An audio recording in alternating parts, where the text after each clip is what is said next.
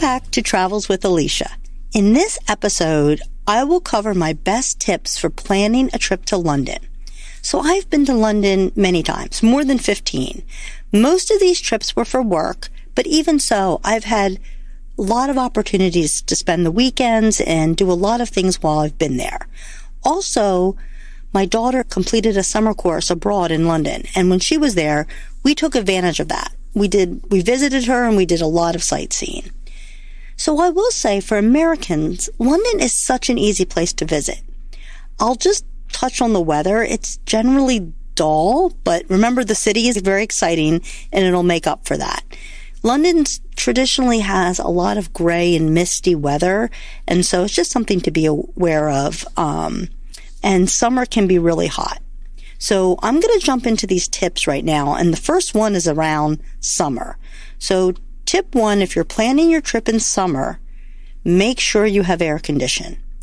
When my daughter Athena was there for the university program, there was a heat wave. She was in an attic apartment with no air conditioning and only survived by cold showers and putting wet towels in the freezer and sleeping with them. So it's just kind of funny, and I just want everyone to be aware that you may not realize not everywhere in London has air conditioning. It traditionally had not been that hot in the summer. Most hotels do, but Airbnbs don't. And so my son and I, we stayed in an Airbnb in the summer when we dropped her off, and it did not have air conditioning. But luckily, the weather was milder that week, so we were fine. But tip 1, make sure you have air conditioning if you're going in the summer. Tip number 2 is around airfare. It's about a 7-hour flight to London from New York City. If you're flying from the U.S. or from most countries, you should plan to fly into Heathrow or Gatwick. So I have flown from Philadelphia, New York City, or Bermuda, and all of them were non-stops to Heathrow. You really don't need a connection anywhere from the East Coast into London. It's actually a place that if you're flying somewhere else in Europe, you might have a connection in London, but the flights are easy and cheap, and so if you're coming from the East Coast in the U.S., you should not have a connection. You should be able to find a reasonable airfare. So one of the things I would say, and this is not specific to London, but try to book your flights at least 6 months out, and that'll give you the best pricing. Also, check different departure dates. Weekends are often much more expensive than weekdays. So again, look for non-stops, and hopefully if you're flexible, you'll be able to get some very, very inexpensive flights to London. So tip 3 is the transportation from the airport into London.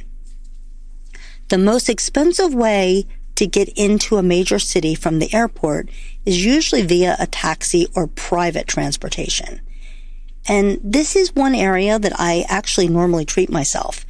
When you are on an overnight flight and you've had very little sleep and you have luggage, it's very hard to figure out public transportation and manage your luggage. So I usually do treat myself and have that luxury of getting picked up or take a taxi. But I do want to warn you, and this is an important tip that to think about, in London, it can be anywhere from £50 to £200 one way into the city, because in the London area, roads close a lot, whether it's in a government event, whether there's something going on with the royal family. It is not unheard of that it can take you. One time I had a $200 fare one way, and I should say pound, not dollar, £200 one way into the city because the roads were all closed. And so the taxi drove around forever and that meter was just ticking. So here's my tip.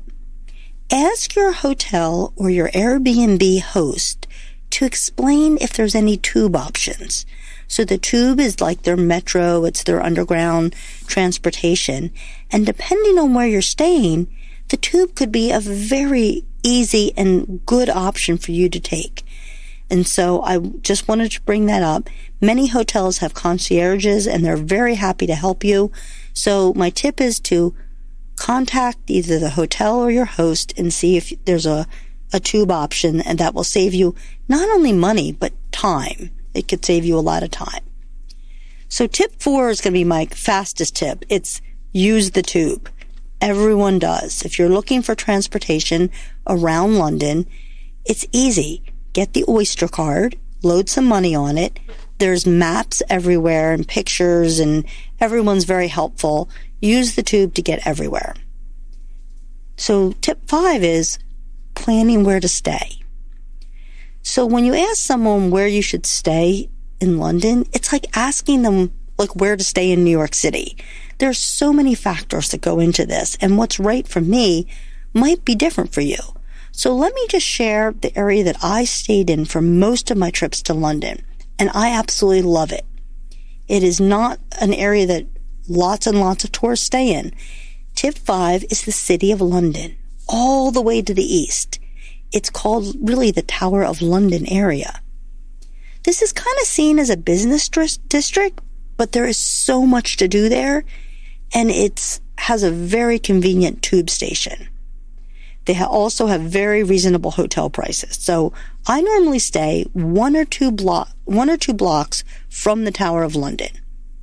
And so what is the Tower of London? It's a historic castle on the River Thames, and it's a must-see when you're in London. So here you are right next to it.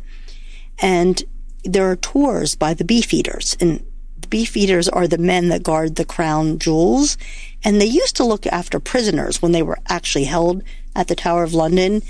That's no longer, there's no prisoners, but they guard the crown jewels, and it's an amazing building to visit. And these Beefeaters give the tours, and they were called the Beefeaters because they were able to eat as much beef from the king's table as they wanted. The tours are very fun and interesting, and so that's right in this area. Also, right next to the Tower of London, there are boats that you can take on the river. I took a boat to Greenwich, and that was so nice. This area has lots of maritime history, an old Royal Navy college, and then they have a ship, the Cutty Sark, that you can visit. There's a whiskey brand that's actually named after that ship, so that was kind of nice. And there's a really nice market there. So these are all things that you can do in this area of London. Another fantastic thing to do is to walk over Tower Bridge. And Tower Bridge is the most iconic bridge in London. It has 2 towers, and it has blue ironwork all over it. And I would say it's up there with the Brooklyn Bridge in being able to recognize it. So everyone will recognize Tower Bridge, and it's right there in this area. I love to walk across it, and then you can turn right and walk down on the river, and you'll pass all these different restaurants. It's a lot of fun, and in about 15 minutes, you'll hit the Tate Modern Museum. So that's something fun to do. And right there is another bridge called the Millennium Footbridge. And this one is completely different than Tower Bridge. It's very modern and low across the water. And so if you cross it, you'll be right there at St. Paul's Cathedral. So these are all things to do in this area. People say, why would you stay in the Tower of London area? And I will say, because there is so much to do in this area, and you can easily get everywhere else on the tube. So another hidden gem in this area is called St. Catherine's Dock. And this is right next to the Tower Bridge. Instead of crossing the bridge, just look to the left, and you'll find some little alleyways, and they'll take you into a very large marina. This is the only marina in the City of London. And there's yachts, and there's beautiful buildings and apartments where people live, and there's restaurants all around the marina.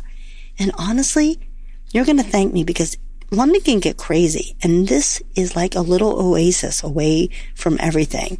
So when you're done sightseeing, to come back and have dinner right on St. Catherine's Dock is amazing. So the type of hotels in this area, I'm not going to mention many of them, but there's a DoubleTree by Hilton that right now in July of 2023, it's about $200 a night. It has a great rooftop bar.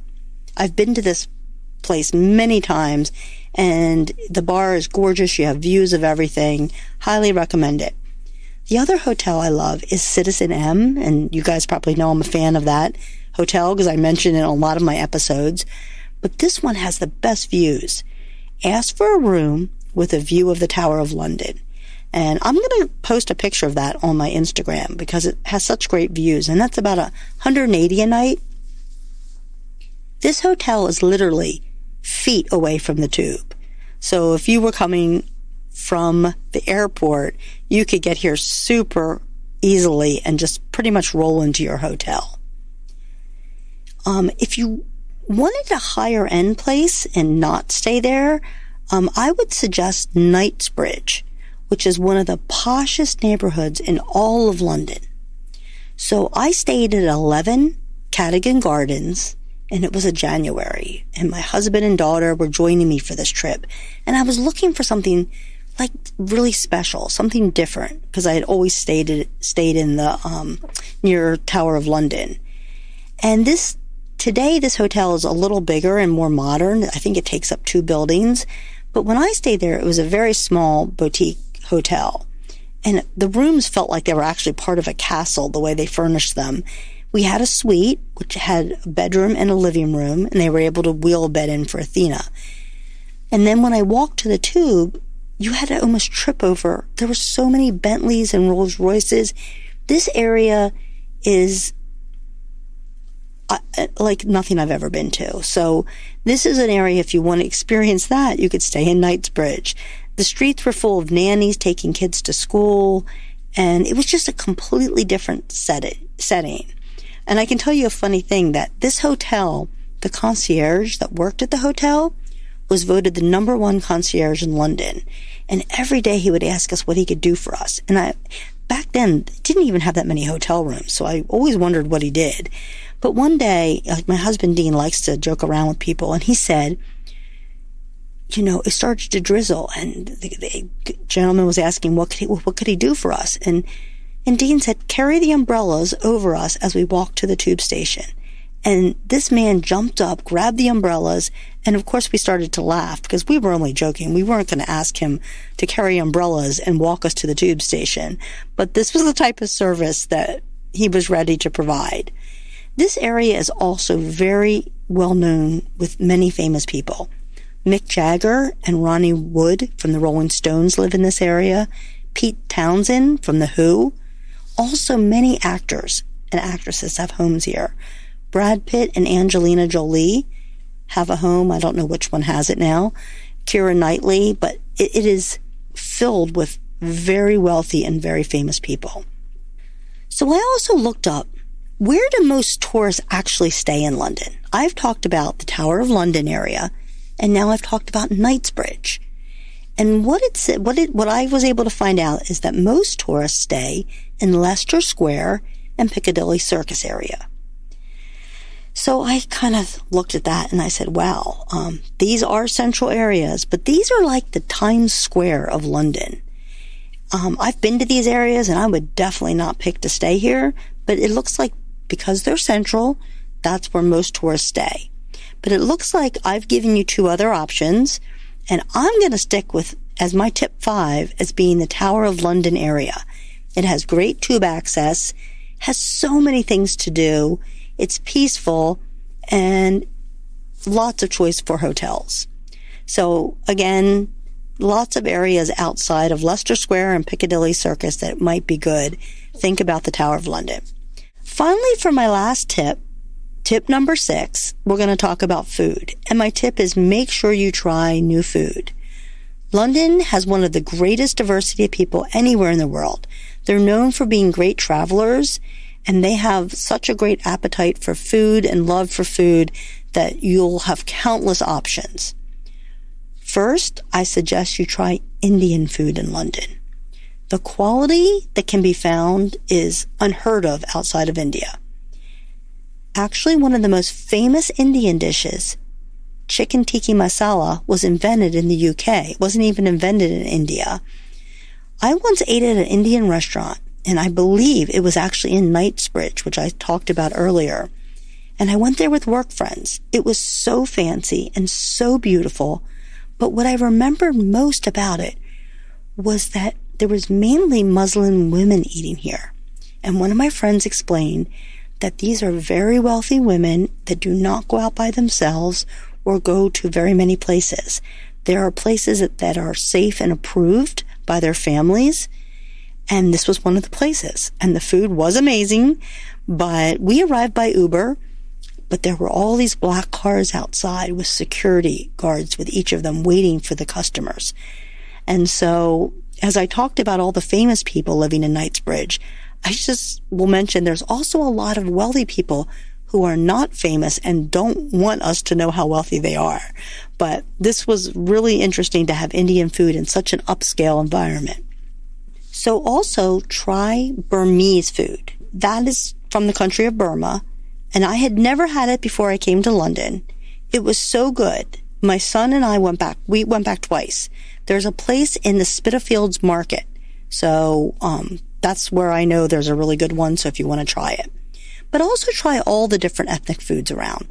There's such a great diversity. And also, please go to a pub. Go to many pubs. These are the backbone of the UK existence. It's very normal to find people in the middle of the day having a pint at the local pub. And even people that are supposed to be working, you'll see people in suits having a drink in the middle of the day. It's very normal there and very accepted. But when you're there, get the fish and chips. Even try the mushy peas. Believe it or not, they're really good. They look like mashed potatoes, but they're green and made from peas. Or the bangers and mash. And bangers are sausage. And they put some kind of brown gravy all over it. It's very good. Give it a shot. You'll be happy that you've tried these things. Don't be surprised when there's a lot of unusual things on the menu. A lot of the menus have rabbit, lamb, and duck as just everyday dishes. It's much more common in London than in the US to have them so commonly on the menus. One of my favorite British snacks is a Scotch egg. My childhood friend's mom was from the UK, and she'd make these and bring them to tailgate parties. They kind of look like a giant meatball and then they're like ground sausage around a hard-boiled egg. And you can cut them in half, pick them up and eat them. They're absolutely delicious. They're considered like a pub food, so you can find them in pubs, but even higher-end restaurants sell them like a brunch dish. One thing to be aware of is that because I'm from America, I'm accustomed to my hard-boiled eggs being well done. This is not true anywhere else in the world.